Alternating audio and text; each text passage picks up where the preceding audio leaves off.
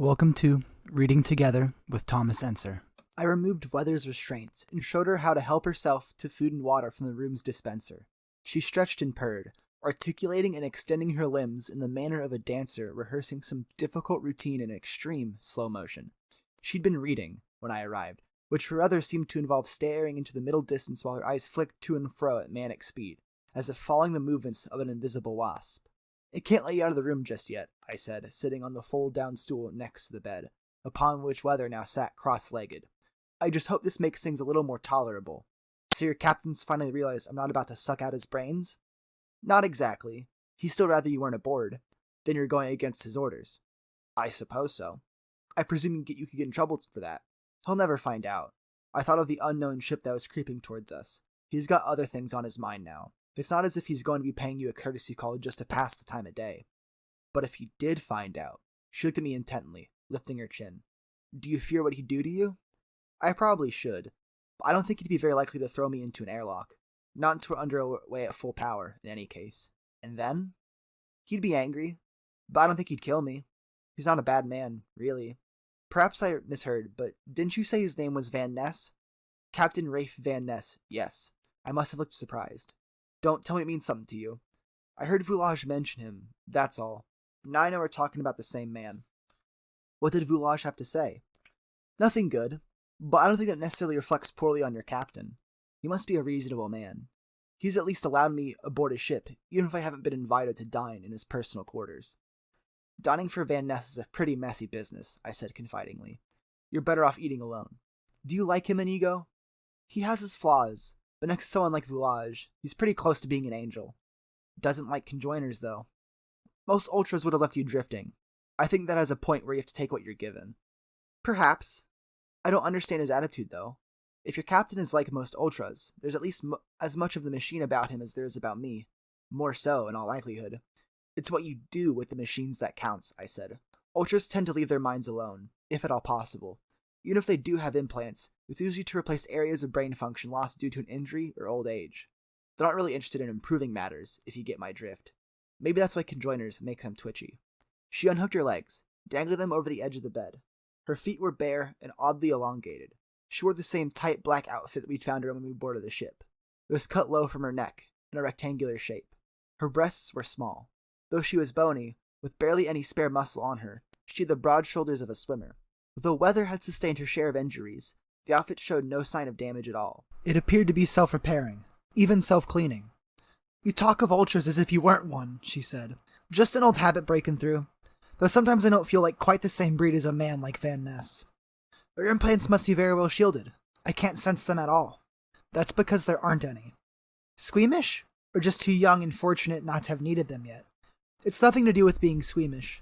I'm not as young as I look, either." I held out my mechanical hand. "Nor would I exactly call myself fortunate." She looked at the hand with narrowed, critical eyes.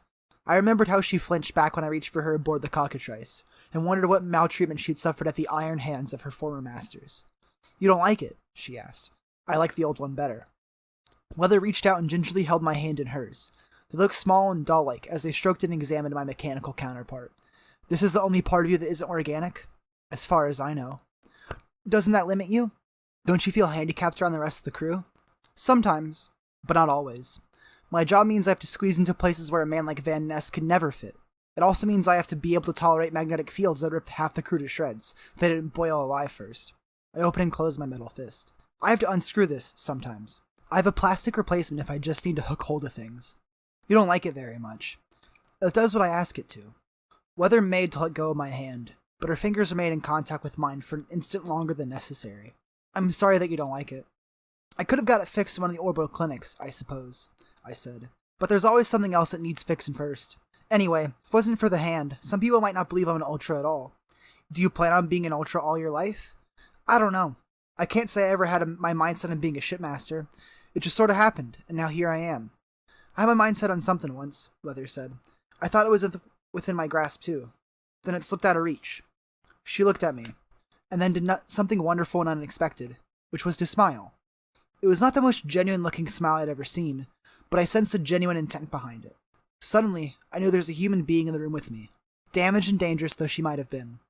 Now here I am, too. It's not quite what I expected, but thank you for rescuing me. I was beginning to wonder if we made a mistake. You seem so reluctant to leave that ship. I was, she said distantly. But that's over now. You did what you thought was the right thing. Was it? For me, yes. For the ship, maybe not. Then she stopped and cocked her head to one side, frowning. Her eyes flashed olive. What are you looking at, Inigo? Nothing, I said, looking sharply away. Keeping out of Van Ness's way, as he'd advised, was not the hardest part of what followed. The Petronell was a big ship, and our paths didn't need to cross in the course of day-to-day duties. The difficulty was finding as much time to visit weather as I would have liked. My original repair plan had been tight, but the unknown ship forced me to accelerate the schedule even further, despite what I told Weps. The burden of work began to take its toll on me, draining my concentration. I was still confident that once the work was done, we'd be able to continue our journey as if nothing had happened, save for the loss of those crew who had died in the engagement and are gaining one new passenger. The other ship would probably abandon us once we pushed the engines up to cruise thrust, looking for easier pickings elsewhere. If I had the swiftness of the cockatrice, wouldn't have been skulking in the shadows letting the other ship take first prize. But my optimism was misplaced. When the repair work was done, I once more made my way along the access shaft to the starboard engine, and confronted the hexagonal region of input dials. As expected, all 6 dials are now showing deep blue, which meant they were operating well inside the safety envelope. But when I consulted my logbook and made the tiny adjustments that should have taken all the dials into the blue-green, still nicely within the safety envelope, I got a nasty surprise. I only had to nudge 2 of the dials by a fraction of a millimeter before they shone a hard and threatening orange. Something was wrong. I checked my settings, of course, making sure none of the other dials were out of position, but there'd been no mistake. I thumbed through the log with increasing haste, a prickly feeling in the back of my neck, looking for an entry where something similar had happened, something that would point me to the obvious mistake I must have made. But none of the previous entries were the slightest help. I made no error with the settings, and I left one possibility. Something had happened to this engine. It was not working properly. This isn't right, I said to myself. They don't fail. They don't break down. Not like this. But what did I know? My entire experience of working with sea drives was confined to routine operations, under normal conditions. Yet we'd just been through a battle against another ship, one in which we were already known to have sustained structural damage. As shipmaster, I'd been diligent in tending to the hull and the drive spar, but had never crossed my mind that something might have happened to one or other of the engines. Why not? There's a good reason. It's because even if something had happened, there would never have been anything I could have done about it. Worrying about the breakdown of a conjoiner drive was like worrying about the one piece of debris you won't have time to steer around or shoot out of the sky. You can't do anything about it. Ergo, you forget about it until it happens. No shipmaster ever loses sleep over the failure of a sea drive. It looked as if I was going to lose a lot more than sleep. Even if we didn't have another ship to worry about, we were in more than enough trouble. We were too far out from Shiva Parvati to get back again, and yet we were moving too slowly to make it to another system. Even if the engines kept working as they were now, we'd take far too long to reach relativistic speed, where time dilation became appreciable. At 25% of the speed of light, what would have been a 20-year hop before became an 80-year crawl now, and that was an 80-year crawl in which almost all that time would be experienced aboard ship. Across the stretch of time, reefer sleep was our lottery. Our caskets were designed to keep people frozen for 5 to 10 years, not 4/5 of a century. I was scared. I'd gone from feeling calmly in control to feeling total devastation in about 5 minutes. I didn't want to let the rest of the crew know that we had a potential crisis on our hands, at least not until I'd spoken to Weather. I'd already crossed swords with Van Ness, but he was still my captain, and I wanted to spare him the difficulty of a frightened crew, at least until I knew all the facts. Weather was awake when I arrived. In all my visits, I never found her sleeping. The normal course of events, conjoiners had no need of sleep. At worst, they'd switch off certain areas of brain function for a few hours. She read my face like a book. Something's wrong, isn't it? So much for the notion that conjoiners were not able to interpret facial expressions. Just because they didn't make it, many of them, didn't mean they'd forgotten the rules. I sat down on the fold-out stool. I've tried to push the engines back up to normal cruise thrust. I'm already seeing red on 2 dials. We haven't even exceeded 0.2 Gs. She thought about this for several moments. What for Weather must have been hours of subjective contemplation. You didn't appear to be pushing your engines dangerously during the chase. I wasn't. Everything looked normal up until now. I think we must have taken some damage to one of the drives, during Voulage's softening up assault. I didn't see any external evidence, but you wouldn't, not necessarily. The interior architecture of one of our drives is a lot more complicated, a lot more delicate, than is normally appreciated. It's at least possible that a shockwave did some harm to one of your engines, especially for coupling gear. The shock dampening assembly was already compromised. It probably was, I said. The spar was already stressed. Then you have your explanation. Something inside your engine has broken, or is considered by the engine itself to be dangerously close to failure. Either way, it would be suicide to increase the thrust beyond the present level. Weather. We need both those engines to get anywhere, and we need them at normal efficiency. It hasn't escaped me. Is there anything you can do to help us? Very little, I expect. But you must know something about the engines, or you wouldn't have been able to help Voulage. Voulage's engines weren't damaged, she explained patiently. I know that, but you're still able to make them work better. Isn't there something you can do for us? From here? Nothing at all. But if you were allowed to get closer to the engines, might that make a difference? Until I'm there, I couldn't possibly say. It's irrelevant though, isn't it? Our captain will never allow me out of this room. Would he do it for us if he did? I'd do it for me. Is that the best you can offer? Alright, then maybe I'd do it for you. Just saying this caused Weather visible discomfort, as if the utterance violated some deep personal code that had remained intact until now. You've been kind to me. I know you risked trouble with Van Ness to make things easier in my cell, but you need to understand something very important. You may care for me. You may even think you like me. But I can't give you back any of that. What I feel for you is... Weather hesitated, her mouth half open. You know, we call you the retarded. There's a reason for that. The emotions I feel, the things that go on in my head, simply don't map onto anything you'd recognize as love, or affection, or even friendship. Reducing them to those terms would be like... And then she stalled, unable to finish. Like making a sacrifice? You've been good to me, Inigo, but I really am like the weather. You can admire me, even love me, in your way, but I can't love you back. To me, you're like a photograph. I can see right through you, examine you from all angles. You amuse me, but you don't have enough depth ever to fascinate me. There's more to love than fascination, and you said it yourself. You're halfway back to being human again. I said I wasn't a conjoiner anymore, but that doesn't mean I could ever be like you. You could try. You don't understand us. I want to. Weather jammed her olive eyes shut tight. Let's not get ahead of ourselves, shall we? I only wanted to spare you any unnecessary emotional pain. But if we don't get this ship moving properly, that'll be the least of your worries. I know. So perhaps we should return to the matter of the engines. Again.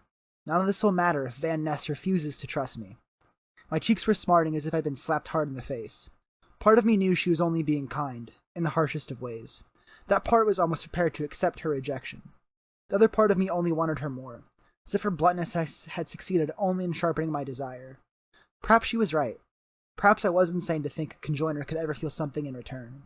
But I remembered the gentle way she stroked my fingers, and I wanted her even more. I'll deal with Van Ness, I said. I think there's a little something that will convince him to take a risk. You start thinking about what you can do for us. Is that an order, Inigo? No, I said. Nobody's going to order you to do anything. I gave you my word on that, and I'm not about to break it. Nothing you've just said changes that. She sat tight-lipped, staring at me as if I was some kind of Byzantine logic puzzle she needed to unscramble.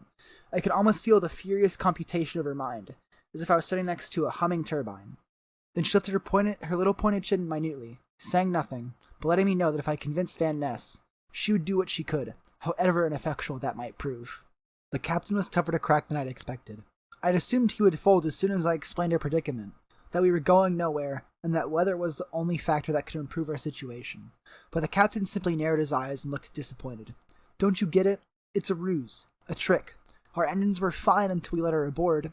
Then all of a sudden they start misbehaving, and she turns out to be the only one who can help us. There's also the matter of the other ship. Webb says it's closing in on us. That ship might not even exist. It could be a sensor ghost. Hallucination she's making the Petronel Sea. Captain. That would work for her, wouldn't it? It would be exactly the excuse she needs to force our hands. We were in his cabin, with the door locked. I'd warned him I had a matter of grave sensitivity that we needed to discuss. I don't think this is any of her doing, I said calmly, vowing to hold my temper under better control than before. She's too far from the engines or sensor systems to be having any mental effect on them, even if we had locked her in a room that's practically a Faraday cage to begin with. She says one or other of the engines was damaged during the engagement with the cockatrice, and I have no reason to disbelieve that. I think you're wrong about her. She's got us right where she wants us, lad. She's done something to the engines, and now, if you get your way, we're going to let her get up close and personal with them. And do what? I asked.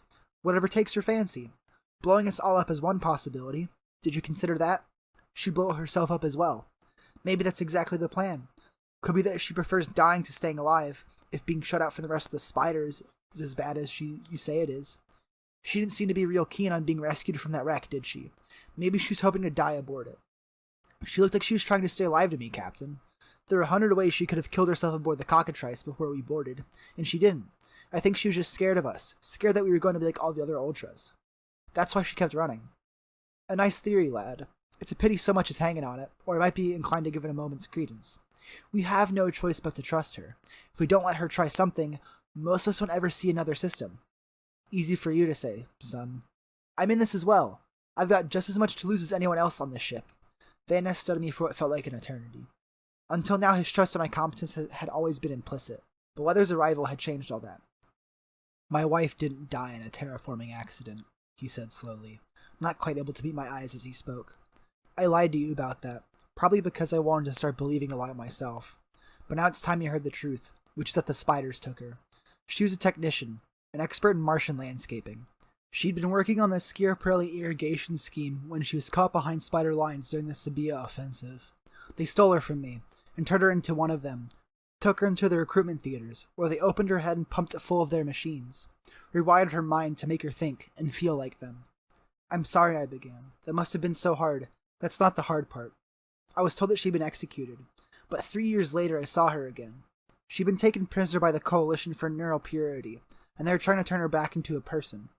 They hadn't ever done it before, so my wife was to be a test subject. They invited me to their compound in Tychoplex, on Earth's moon, hoping I might be able to bring her back. I didn't want to do it. I knew it wasn't going to work, that it was always going to be easier thinking that she was already dead. What happened? When she saw me, she remembered me. She called me by name, just as if we'd only been apart a few minutes. But there was a coldness in her eyes. Actually, it was something beyond coldness. Coldness would mean that she felt some recognizably human emotion, even if it was dislike or contempt. It wasn't like that. The way she looked at me, it was as if she was looking at a piece of broken furniture, or a dripping tap, or a pattern of mold on the wall, as if it vaguely bothered her that I existed, or was the shape I was, but that she could feel nothing stronger than that. It wasn't your wife anymore, I said. Your wife died the moment they took her. That'd be nice to believe, wouldn't it? Trouble is, I've never been able to. And trust me, lad, I've had long enough to dwell on the things. I know part of my wife survived what they did to her in the theaters. It just wasn't the part that gave a damn about me anymore. I'm sorry, I said again, feeling as if I'd been left drifting in space while the ship raced away from me. I had no idea. I just wanted you to know. With me and the spiders, it isn't an irrational prejudice. From where I'm sitting, it feels pretty damn rational. Then he drew an enormous intake of breath, as if he needed sustenance for what was to come.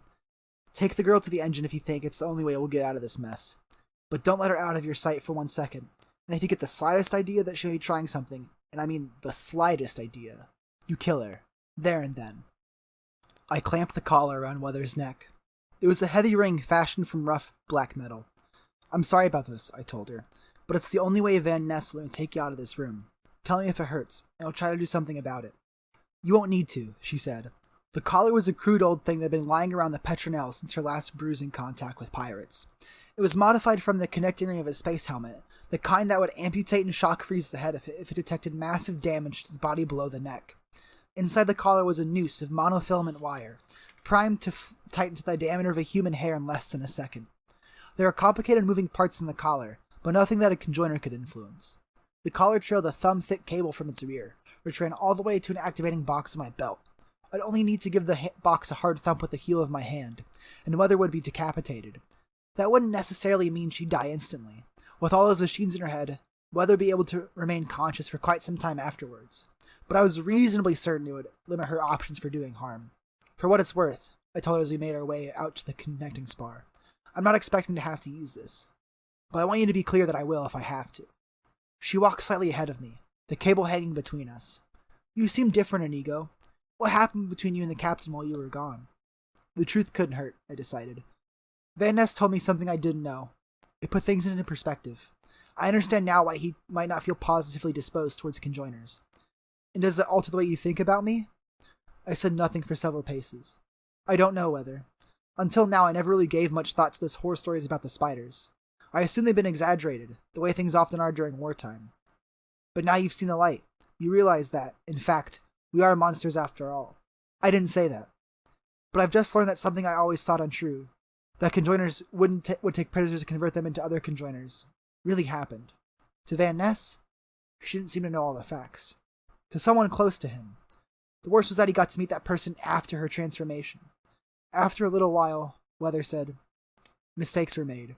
Very, very bad mistakes. How can you call taking someone prisoner and stuffing their skull full of conjoiner machinery a mistake, Weather? You must have known exactly what you were doing, exactly what it would do to the prisoner. Yes, we did, she said, but we considered it a kindness. That was the mistake, Inigo. And it was a kindness, too. No one who tasted trans-enlightenment ever wanted to go back to the experiential mundanity of retarded consciousness. But we did not anticipate how distressing this might be to those who had known the candidates beforehand. He felt that she didn't love him anymore. That wasn't the case.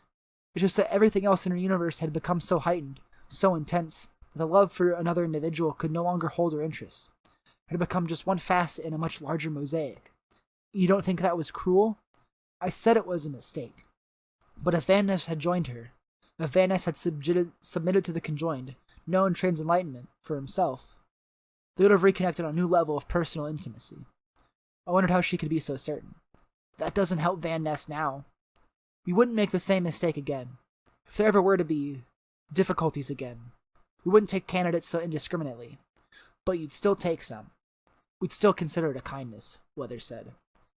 Not much was said as we traversed the connecting spar out to the starboard engine. I watched Weather alertly, transfixed by the play of colors across her cooling crest.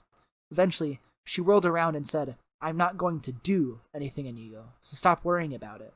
This collar is bad enough without feeling you watching my every move. Maybe the collar isn't going to help us, I said.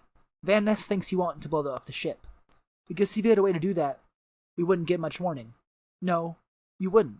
But I'm not going to blow up the ship. That's not within my power. Unless you turn me the input dials all the way into the red. Even Voulage wasn't that stupid. I wiped my sweat-damp hand on the thigh of my trousers. We don't know much about how these engines work. Are you sensing anything from them yet? A little, she admitted. There's crosstalk between the two units, but I don't have the implants to make sense of that. Most conjoiners don't. Need anything that's specialized? Unless they work in the drive creases, educating the engines. The engines need educating? Not answering me directly, she said, I can feel the engine now. Effective range for my implants is a few dozen meters under these conditions. We must be very close. We are, I said as we turned a corner. Ahead lay the hexagonal arrangement of input dials. They are all showing blue-green now, but only because I'd throttled the engine back to a whisper of thrust. I'll need to get closer if I'm going to be any use to you, Weather told me. Step up to the panel, but don't touch anything until I give you permission. I knew there wasn't much harm she could do here, even if she started pushing the dials. She'd need to move more than one to make things dangerous, and I could drop her long before she'd a chance to do that. But I was still nervous as she stood next to the hexagon and cocked her head to one side.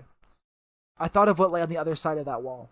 Having traversed the spar, we were now immediately inboard of the engine, about halfway along its roughly cylindrical shape. The engine extended for 110 meters ahead of me, and for approximately 250 meters in either direction to my left and right. It was sheathed in several layers of a conventional hull material, anchored to the Petronel by a shock-absorbing cradle, and wrapped in a mesh of sensors and steering control systems. Like any shipmaster, my understanding of those elements was so total that it no longer counted as acquired knowledge. It had become an integral part of my personality. But I knew nothing of the engine itself. My logbook, with its reams of codified notes and annotations, implied a deep and scholarly grasp of all essential principles. Nothing could have been further from the truth. The conjoiner drive was essentially a piece of magic we'd been handed on a plate, like a coiled baby dragon. It came with instructions on how to tame its fire and make sure to not come to harm, but we were forbidden from probing its mysteries. The most important rule that applied to a conjoiner engine was a simple one. There were no user-serviceable components inside. Tampering with an engine, attempt to take it apart, hope reverse engineering it, and the engine would self-destruct in a mini-nova powerful enough to crack open a small moon. Across settled space, there is no shortage of mildly radioactive craters testifying to failed attempts to break that one prohibition. Ultras didn't care, as a rule. Ultras, by definition, already had conjoiner drives. It was governments and rich planet-bound individuals who kept learning the hard way. The conjoiner argument was brutal in its simplicity. There are principles embodied in their drives that, retarded, humanity just wasn't ready to absorb. We were meant to count ourselves lucky that they let us have the engines in the first place. We weren't meant to go poking our thick monkey fingers into their innards. And so long as the engines kept working, few of us had any inclination to do so. Weather took a step back. It's not good news, I'm afraid. I thought that perhaps the dial indications might be in error, suggesting that there was a fault where none existed. but that isn't the case. You can feel that the engine is really damaged? Yes, she told me, and it's this one, the starboard unit. What's wrong with it? Is there anything we can fix? One question at a time, Inigo. Weather smiled tolerantly before continuing. There's been extensive damage to critical engine components, too much for the engine's own self-repair systems to address. The engine hasn't failed completely, but certain reaction pathways have now become computationally intractable, which is why you're seeing the drastic loss in drive efficiency. The engine is being forced to explore other pathways, those that it can still manage given its existing resources, but they don't deliver the same energy output. She was telling me everything and nothing. I don't really understand, I admitted. And you're saying that there's nothing that can be done to repair it? Not here. At a dedicated conjoiner manufacturing facility? Certainly. We'd only make things worse. We can't run on just the port engine either, not without rebuilding the entire ship. If we were anywhere near a moon or asteroid, that might just be an option, but not when we're so far out. I'm sorry the news isn't better. You'll just have to resign yourself to a longer trip than you were expecting. It's worse than that. There's another ship closing in on us, probably another raider like Voulage. It's very close now. If we don't start running soon, they'll be on us. And you didn't think to tell me this sooner? Would it have made any difference? To the trust between us, possibly. I'm sorry, Weather. I didn't want to distract you. I thought things were bad enough as they were. And you thought I'd be able to work a miracle if I wasn't distracted? I nodded hopelessly. I realized that as naive it might seem, I'd been expecting Weather to wave a hand over the broken engine and restore it to full, glittering functionality. But knowing something of the interior workings of the drive was not the same as being able to fix it. Are we really out of options? I asked. The engine is already doing all it can to provide maximum power, given the damage it's taken. There really is no scope to make things better. Desperate for some source of optimism, I thought back to what Weather had said a few moments before. When you talked about the computations, you seemed to be saying that the engine needed to do some number crunching to make itself work. Weather looked conflicted. I've already said too much, Inigo. But if we're going to die out here, it doesn't matter what you tell me, does it? Failing that, I'll swear a vow of silence. How does that sound? No one has ever come close to working out how our engines function, Weather said. We've played our hand in that, of course, putting out more than our share of misinformation over the years. And it's worked too. We've kept careful tabs on the collective thinking concerning our secrets. We've always had contingencies in place to disrupt any research that might be headed in the right direction. So far, we've never had a cause to use single one of them. If I were to reveal key information to you, I would have more to worry about than just being an outcast. My people would come after me. They'd hunt me down, and they'd hunt you down as well. Conjoiners will consider any necessary act, up to and including local genocide, to protect the secrets of the C drive. She paused for a moment, letting me think that she was finished, before continuing on the same grave note. But having said that, there are layers to our secrets. I can't reveal the detailed physical principles upon which the drive depends, but I can tell you that the conditions in the drive, when it is at full functionality, are enormously complex and chaotic. Your ship may ride a smooth thrust beam, but the reactions going on inside the drive are anything but smooth. There is a small mouth into hell inside every engine, bubbling, frothing, subject to vicious and unpredictable state changes, which the engine needs to smooth out. Yes, and to do so, the engine needs to think through some enormously complex, parallel computational problems. When all is well, when the engine is intact and running inside its normal operational envelope, the burden is manageable. But if you ask too much of the engine, or damage it in some way, that burden becomes heavier. Eventually, it exceeds the means of the engine, and the reaction becomes uncontrolled. Nova. Quite, Weather said, favoring my response with a tiny nod. Then let me get this straight, I said. The engine's damaged, but it could still work if the computations weren't so complicated. Weather answered me guardedly. Yes, but don't underestimate how difficult those computations have now become. I can feel the strain this engine is under, just holding things together as they are. I'm not understanding it. I'm just wondering if we couldn't help it do better. Couldn't we load in some new software, or assist the engine by hooking in the Petronel's own computers? I really wish it was that simple. I'm sorry. My questions must seem quite simple-minded, but I'm just trying to make sure we aren't missing anything obvious. We aren't, she said. Take my word on it.